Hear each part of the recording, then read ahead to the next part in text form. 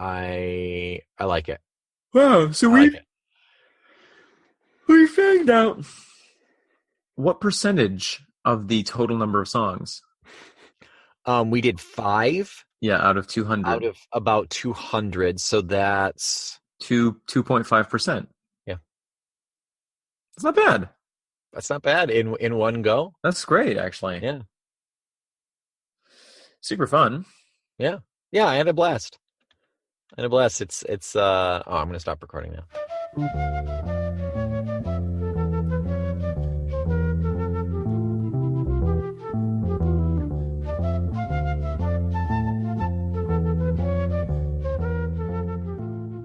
Omen, Nick, what are we listening to today?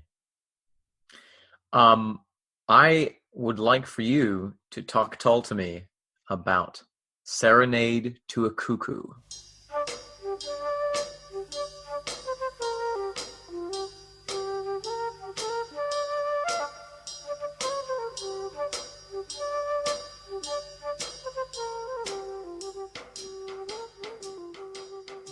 Serenade to a Cuckoo. It's actually a cover version of Roland Kirk's. It's apparently a standard of his. Yeah. In the liner notes to the album, it says that Cuckoo was actually one of the first tunes that Anderson learned to play on the flute. I'm assuming taught himself to play on the flute. I would imagine, yeah. Yeah. I think I think it's easy to see why Ian Anderson might be inspired by Roland Kirk. I mean, so Kirk was a little bit of the previous generation. He was born in 1935, so that would make him of the generation of musicians before Ian Anderson, somebody that Ian Anderson could look up to. He was an American, and he was known on stage for his vitality, his improvisation, and his multi-instrumentalizationism. Yeah, I will I'll throw a link to the video that we watched in the show notes so Yeah, you can see. And like it is, like I said earlier, I think it was in the first episode, like you can hear Ian Anderson in Kirk's playing. Like it's remarkable, and it's not a surprise that he was such an inspiration, absolutely. or if even not necessarily an inspiration, but someone who influenced him enough to learn the flute and play like that. Oh, I think he was totally an inspiration on a lot of levels. I mean, like one thing that's so clear watching Kirk perform in that video, and I would love to see more, but is just his in the momentness with the music and his connection to the audience. Um, all of which are things that I think Ian Anderson strived for and probably never really achieved in the same way that Kirk did. But of course, maybe early shows in a smaller venue thing. Maybe so. Yeah. So what do you think about Tull's version of Serenade? It's interesting to note that he plays it. It's quite down tempo, and I suspect that might possibly be because his technical skill on the flute just wasn't up to par to be able to play it so fast. And with Kirk's version, I mean, it's so intricate. There's stuff that Ian Anderson couldn't do at this point, at least, even if it was slower. So I think that to a certain extent, I suspect that was part of it. It's got, in some ways, I feel like it's a tribute, and it's funny. I sort of I love this recording. I enjoy listening to this recording. I don't think it's the best example of Ian Anderson's flute playing. No, definitely not. I don't think it's the best example of this lineup of musicians playing together. Mm. I think that Mick Abrams does a great job with the sort of jazz chords, but it feels a little what did they used to say in Paris? Scolaire. It feels a little bit scolaire. It feels a little bit scholarly. Like we have learned this and we are doing it. Yeah. Yeah. It doesn't feel like I appreciate the wanting to do the honor to Kirk to play it, but it does feel like they're going through the motions. It does not feel there's no passion imbued into the playing of this. It's like, all right, now it's time to play Serenade to a Cuckoo. Yeah, Mick Abrams sounds bored on the guitar. Yeah. Yeah, even and some of it is, I think, can be attributed to the fact that it is, I mean, even in the Kirk video, like, it's a flute song, period. Totally. Oh, 100%. You just hear a little boom, boom, boom in the back, not even that fast. Just a little flaky guitar and basically a cymbal keeping time, and that's it. Right. And I think to go back to bringing it down tempo from the original, I think some of that may have to do with the fact that because everybody else is playing so slowly, the speed that Anderson is playing sounds better. Right. Even though he's just playing almost just double time, it's still enough to make it sound a little more technically effective. One thing that I find is really interesting with this is it is the Cuckoo reference, and I wonder what the inspiration was for Roland Kirk to create this piece. But the cuckoo, of course, is a blood parasite, meaning that it lays its eggs in the nests of other birds so that they will expend the energy of raising the cuckoo, the baby cuckoo, and the adult cuckoo doesn't have to.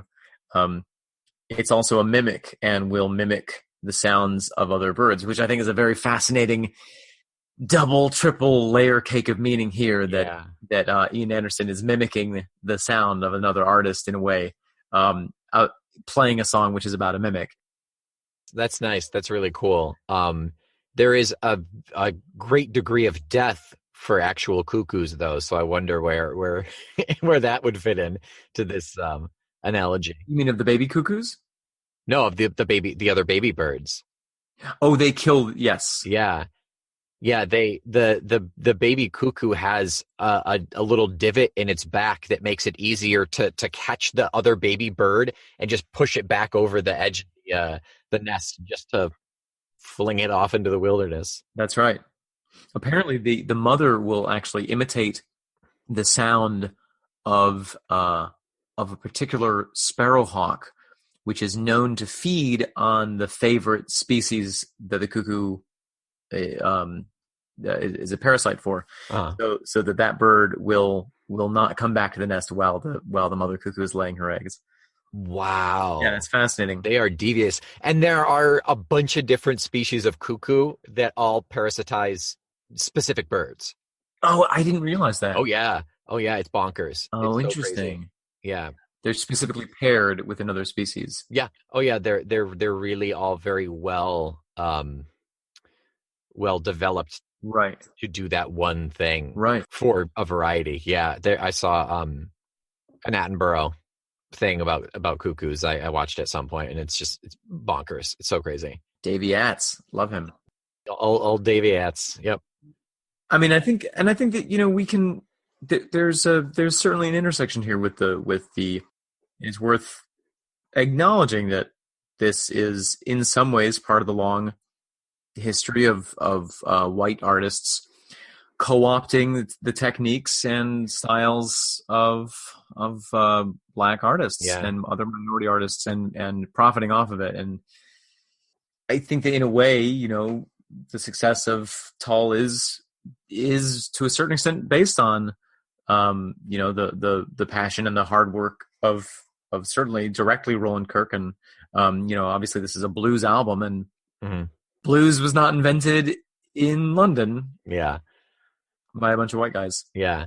I mean, it's not that Serenade to a Cuckoo was like what shot them to stardom. No, certainly not. Still on an album that sold copies, And the mimicry, the cuckoo nature of Anderson's flute playing, at least to begin with. And I don't think it's fair to say that he's strictly a mimic of another artist's style. I mean, he really does develop his own unique voice on the flute. Yeah. But certainly it's clear with this album what inspired him was, even some of the specific flutter tongue techniques and voice techniques. Yeah, that vocalization is definitely there on both this track and Kirk's. Right.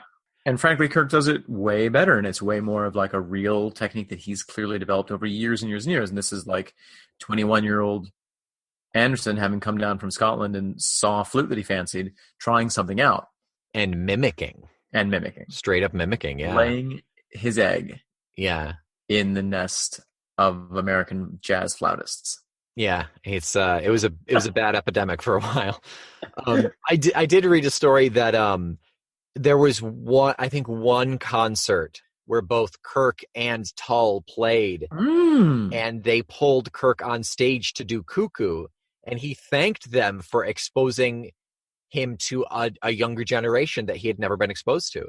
Wow, interesting. And there was a modicum of success after that. Not like he blew back up, but like, I mean, people were aware of him. And that's true. I mean, like, you know, this we can talk about the morals of it, but it's true. You know, I wouldn't know about Roland Kirk, and I, you know, as an ex-flautist, there's a dark period in my life. We don't want to talk about it. You know, but you know, I would have never have heard of Roland Kirk if I hadn't been exposed to Ian Anderson. So there is that. Yeah. Yeah, but I mean, whose fault is that? Question mark. You know, like that we don't know who Roland Kirk is. Right. You know, I mean, is it just a fact that Kirk was playing in a style which is less mainstream than rock and roll? Sure. Yeah, absolutely. It was very compartmentalized, that generation before Tull. Distribution of music was significantly less, and like music like really exploded in the 60s and 70s. Right. Which probably had to do with things. Record players and like the radio and things like that being more. I know it was, but it was a lot. It was a lot harder to get your stuff out there. Sure. Yes. I wonder. It'd be interesting to look at, you know, the number of studios that were available and just the amount of exposure that you could get. Sure. Making a recording in this time versus, you know, maybe even just 10 years before. Yeah. And you know, like we've talked about on some of the previous episodes, this was 1968 was a year of a lot of social upheaval and a lot of culture and a lot of innovation, and so people were passing stuff around at parties. And I don't just mean records. Yeah. I don't know. I'll edit that out. Yeah, no, absolutely. I mean, there was a younger rock and roll culture growing at this time, and a counterculture growing at this time. I mean, absolutely. It's 68, so yeah. There's more, it's not just you grow up with your parents, you get a job, and you move out and get your own house. Like there was a certain degree of, I belong to this other group. Well, and I think that Anderson's generation's seeking an identity and actively trying to create a new identity. I think that energy is partly what gives rise to all this innovation and all these different techniques and styles being blended together. And yeah, it's interesting. Creating a group nowadays has to be super distinct and different from everyone else. Back then, you could pull things together, qualities that you liked, because there were so few groups. Cultural and socioeconomic groups. Yeah. Plus the internet. Also the internet. Yeah. But it's interesting, you know, I do think that because, you know, you couldn't just put your stuff on SoundCloud, I think that almost gave that gave bands a chance. Well, we're speculating here, I think, to a certain extent, but I think there was more of a chance to develop something unique. Because you wouldn't have literally every song ever recorded at your fingertips at every moment. You know, you might have, you know, who knows how Ian Anderson got exposed to Roland Kirk. Yeah, that's But valid. it's not like you could just go on YouTube. Maybe you had, maybe you had your hands on one record, 12 songs, and that was it. Yeah, right, right. That was your total exposure to an artist. Yeah. So you're saying that they had to create more from whole cloth as opposed to be Absolutely. more heavily influenced and take bits and pieces from this artist and this artist and this artist. Well, I think that, I feel like now music is really formulaic. Hmm. Sure. And I think that this is less so. I think that they were creating a new formula because there was so much real exploration and real searching. Sure. Yeah, there was no formula. It's not just that they were saying no to the formula. The formula wasn't there. Right. Yeah. Um, just a little note about the guitar part in this. There's one riff that has overtones of the Doors for me. Hmm. Interesting. It's cool to hear, just that little bit of Mick Abrams coming out in this song, and a couple of riffs where he's able to make a statement or two. Yeah. I get a little bit more of the feeling from My Sunday Feeling that with that bass line, the Pink Panther, a little looking back at Henry Mancini's Pink Panther, that ba-doom boom boom Right. boom. Which I mean it's jazzy, so it works. And it's unless you're going ham on the bass, it's all gonna have kind of the same general feel to it. So unless you're like Flea from Red Hot Chili Peppers.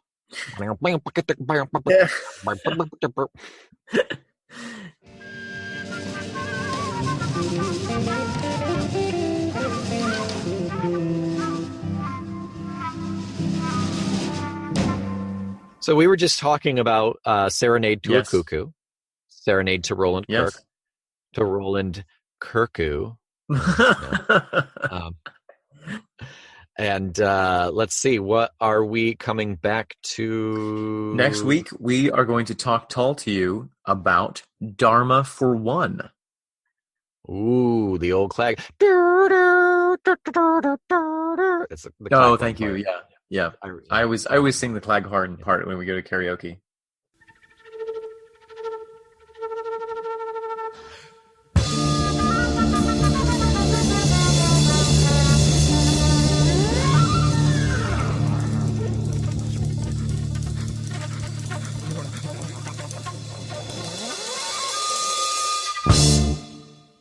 Thanks again for listening to Talk Tull to Me, a Feckless Momes Audio Network production.